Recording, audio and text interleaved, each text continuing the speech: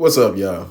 If you ever had this issue, you got home or you're leaking coolant randomly under your Durango and it's coming from the backside, well, I got the key and a way to do it right here. So as you can see, you got the coolant leaking.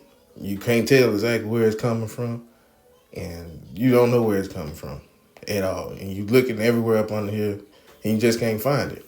So pretty much this is gonna be coming from your heater hose assembly, and it's going to be your rear heater hose that has a leak. So in the next clip, I'm going to show y'all exactly what I'm talking about, which caused this leak in the back right here. So as you can see right here, that rear heater hose assembly, on your heater hose assembly, it has a small crack in this rear heater hose right here. It's going to be located behind your engine, which this is the 5.7. And you can see it right there, a small crack causing a leak, which is coming down that hose, draining down that line that I showed you in the last clip. So I have a way that I fixed it on mine that you can fix it on yours. So here's what you need. All right, here in the back is your heater hose assembly. We're talking about the little hose that's to the left. So you're gonna need some clamps, and you're gonna need to go down to AutoZone, ask for some coolant hose. They got universal coolant hose that they can cut for you.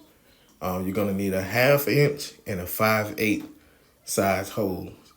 And also you're gonna need this Dorman 1/2 inch and 5/8 fitting that goes in between.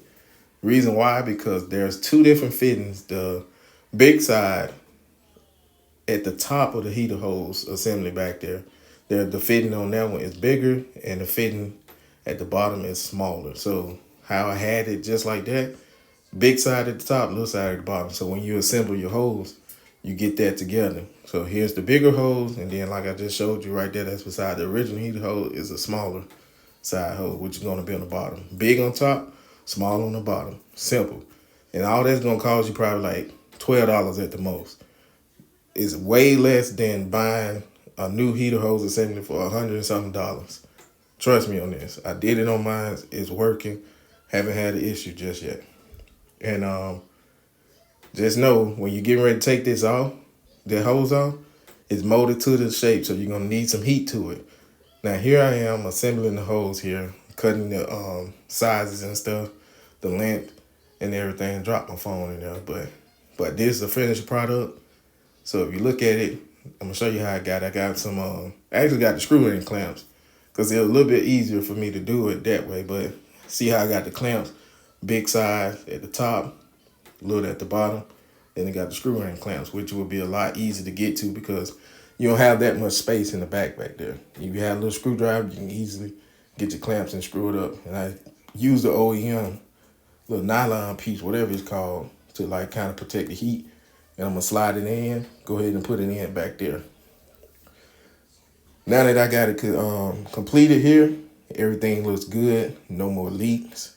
And like I said, your top side is gonna be the longer length of your hose.